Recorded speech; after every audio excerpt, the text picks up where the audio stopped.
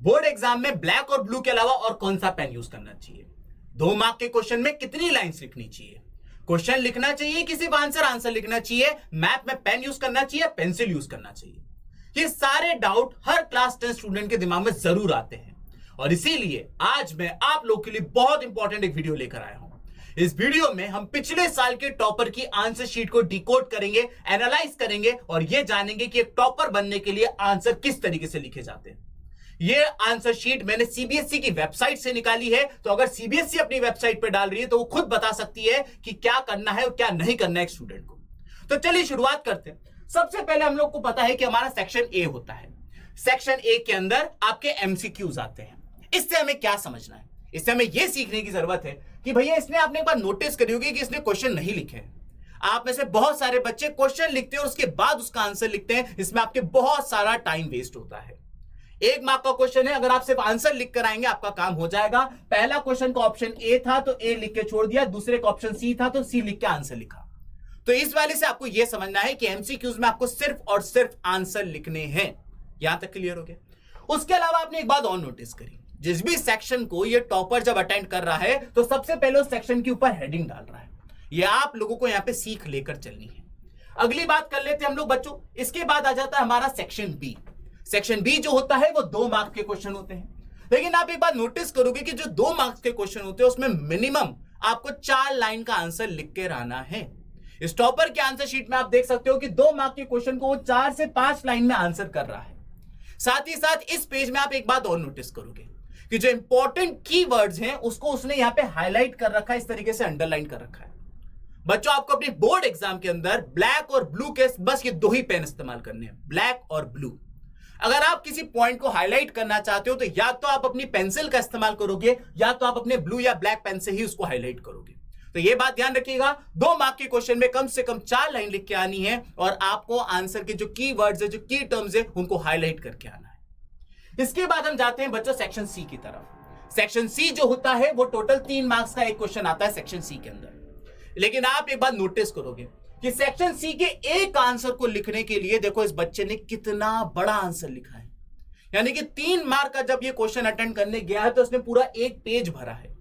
इस आंसर में आप देख सकते हो कि सबसे पहली चीज इस वाली स्लाइड में आपको क्या समझनी है। मैं हमेशा बच्चों से कहता हूं कि जब भी आप अपने आंसर लिखे उन्हें पॉइंटर्स में लिखें, कभी भी पैराग्राफ में मत लिखिए।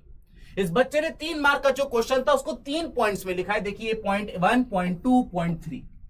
तो इसीलिए जब भी आपका क्वेश्चन आए कोशिश करें आप उसको पॉइंटर्स में लिखें। 3 मार्क्स का क्वेश्चन है तो कम से कम 3 पॉइंट होने चाहिए, 4 मार्क्स का है तो कम से कम 4 पॉइंट, 5 मार्क्स का है तो कम से कम 5 पॉइंट होना चाहिए।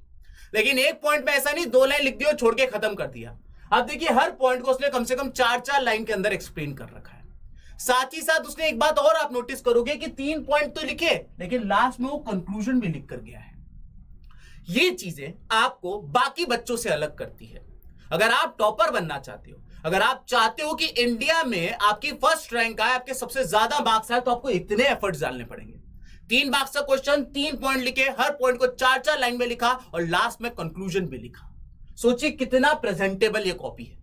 चलिए आगे बढ़ते हैं बच्चों। इसके बाद हम जा रहे हैं सेक्शन डी की तरफ। सेक्शन डी जो होता है वो 5 मार्क का क्वेश्चन होता है। ऑब्वियस सी बात है, 5 मार्क का क्वेश्चन है तो 5 पॉइंट लिखने हैं और हर पॉइंट को आप देख सकते हो उसने 3 से 4 लाइन के अंदर लिख रखा है। ये देखिए पॉइंट 1, पॉइंट 2, पॉइंट 3, पॉइंट 4 और ये है पॉइंट 5। और अगेन एक चीज आप यहां पर भी नोटिस करेंगे कि उसने क्या करा है, कीवर्ड्स को उसने हाईलाइट कर रखा है। तो इसलिए आपको ये सारी चीजों का ध्यान रखना है। हम लोग बच्चे एक बहुत ही बड़ी गलती ये करते हैं कि जैसे कि ये क्वेश्चन आ गया। अब इस क्वेश्चन में आपको एक बात बताना चाहता हूं कि यहां पर यूनिफिकेशन ऑफ जर्मनी का क्वेश्चन है। तो उसने क्या करा है, डिटेलिंग में लिखी है। हम लोग क्या करते हैं, कहानी लिखकर आ जाते हैं, हम लोग मेन वर्ड्स नहीं लिख के आते हैं। फॉर एग्जाम्पल उसने देखो ओटो वॉन बिस्मार्क को उसने पूरा तरीके से क्लियर करा है। उसने ये बताया कि 3 वॉर लड़े गए थे 7 साल के अंदर, डिटेलिंग के अंदर काम करी गई है। उसने ये बताया गया कि किस तरीके से बाकी चीजें काम करी, जैसे कि जर्मन नेशनल असेंबली का जिक्र किया हुआ है। तो इसलिए आंसर को जितना ज्यादा डिटेल में लिख सकते हो दोस्तों, उतना डिटेल में लिखना आपके लिए इंपॉर्टेंट होता है। चलिए आगे बढ़ते हैं। इसके बाद अगर आप जाएंगे तो आपको सेक्शन ई देखने को मिलेगा। सेक्शन ई जो होता है आप सारे बच्चों को पता होगा, वो केस बेस्ड क्वेश्चन होते हैं, जिसमें सीबीएसई आपको एक बड़ा सा पैराग्राफ दे देती है और उस पैराग्राफ के ऊपर आपको 3 क्वेश्चन पूछे जाते हैं। एक क्वेश्चन 1 मार्क का, सेकंड क्वेश्चन दूसरा मार्क का और जो थर्ड क्वेश्चन होता है वो 2 मार्क का होता है। तो 1, 1 और 2 मिला के 4 मार्क हो जाते हैं। केस बेस्ड क्वेश्चन आपके सामने बच्चों 3 आने वाले हैं और हर केस बेस्ड क्वेश्चन के आपको 4 मार्क्स मिलते हैं, तो 12 मार्क्स यही हो जाते हैं। अब आप यहां पे देख सकते हो पहला क्वेश्चन जो 1 मार्क का है, आप देख सकते हो उसमें उसने 1 लाइन लिखी है बस। अगेन दूसरा क्वेश्चन भी जो है उसको उसने मैक्स टू मैक्स 2 लाइन के अंदर वाइंड अप कर रखा है। लेकिन जब 2 मार्क का क्वेश्चन आ जाए तो आपको 3 से 4 लाइन कंपलसरी लिख के आना है। यहां पे देखिए तीसरा जो क्वेश्चन है जो 2 मार्क का, उसमें उसने 3 लाइन लिखी हुई है। तो जो केस बेस्ड क्वेश्चन है उसमें भी आपको पता चल जाएगा कि कितना क्या लिख के आना है। इसके बाद बच्चों आखिरी चीज के ऊपर हम लोग डिस्कशन कर लेते हैं और वो है हमारा मैप बेस्ड क्वेश्चन। मैप में मैं आपको 2-3 चीजें बताऊंगा। सबसे पहली चीज कि मैप का जो क्वेश्चन आएगा, मैप पे आप सिर्फ और सिर्फ पेंसिल का इस्तेमाल करोगे, मैप पे पेन नहीं होना चाहिए। पहली चीज, मैप को नीट बनाने के लिए फॉर एग्जांपल अगर उसने आपसे पूछ लिया है कि गांधी जी ने दांडी यात्रा कहां से चालू करी थी, तो आपको क्या करना है, ये जो आपका पॉइंट है आप उसको स्केल से बाहर लेकर आएंगे और यहां पर आप लिखेंगे दांडी गुजरात। यहां पे आपने लिखा दांडी गुजरात और आप उसको अंडरलाइन करेंगे बस। इसके बाद अगर अपन जाए, उन्होंने बोला कांडला सी पोर्ट का है, तो इसी को आप स्ट्रेट ऐसा लेकर आओगे और यहां पर करोगे। हम बच्चे क्या करते हैं, एक पॉइंट यू कर दिया, एक पॉइंट यू कर दिया, एक पॉइंट यू कर दिया, एक पॉइंट यू कर दिया, ये गलत होता है। जब भी आपको मैप पे प्लॉटिंग करनी है तो बेस्ट तरीका ये होता है कि आप स्केल रख के सीधे सीधे पॉइंट इस्तेमाल करेंगे। फॉर एग्जाम्पल आपको ये वाला पॉइंट करना है, स्केल से आप ऐसी लाइन खींचोगे और यहां लिख कर आओगे।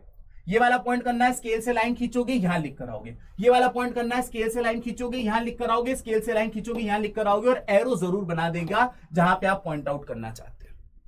तो मैप के क्वेश्चन में हमें 2 चीजों का ध्यान रखना है दोस्तों। पहली चीज कि मैप पे पेंसिल के अलावा और कोई चीज का इस्तेमाल नहीं होगा, और दूसरी चीज दोस्तों कि मैप के अंदर आप स्केल से लाइन खींचेंगे और उसके बाद आप बाहर लिख कर आएंगे। मैप के अंदर गुचुड़ पुचुड़ नहीं करनी है। ये जो आपका मेन मैप है वो क्लीन होना चाहिए। जो भी लिखेंगे आप मैप की आउटलाइन के बाहर लिखेंगे दोस्तों। ये थी सीबीएसई के द्वारा प्रस्तुत करी गई, अपलोड करी गई टॉपर की आंसर शीट। हमने इस आंसर शीट से बहुत सारी चीजों के बारे में पता चला है। मैं जानता हूं आपका इंग्लिश और साइंस का पेपर ऑलरेडी हो चुका है, लेकिन मैं आपको सोशल साइंस के पेपर में एक भी नंबर आपका ना कटे, इसके लिए मैं आपके लिए छोटी छोटी चीजें भी लेकर आया हूं। ठीक है बच्चों, मुझे पूरा यकीन है कि आप बच्चे एक दिन देखिएगा चैंपियन बनेंगे, और जिस दिन आप चैंपियन बनेंगे हमारा अकेडमी वाले सबसे आगे खड़े होकर सबसे लाउड आपके लिए चीयर करेंगे। तो इसीलिए हम चाहते हैं कि आपकी खुशियों का हम पार्ट बन सके, और इसीलिए हमने डिस्क्रिप्शन बॉक्स में एक लिंक लगा रखा है। इस लिंक को टैप करके आपको अपनी डिटेल्स भरनी, जैसे आपका रोल नंबर, आपका नाम, आपका मोबाइल नंबर। इसके बाद जब आपका रिजल्ट आएगा तो हम, अगर आप कुछ अच्छा अचीव करते हैं तो हमारी तरफ से हम आपको छोटा सा कुछ सरप्राइज देना चाहेंगे। तो बच्चों डिस्क्रिप्शन बॉक्स के अंदर उसका लिंक है, जरूर टैप करिएगा। हम आपके लिए बहुत ही बढ़िया सरप्राइज लेके वेट कर रहे होंगे।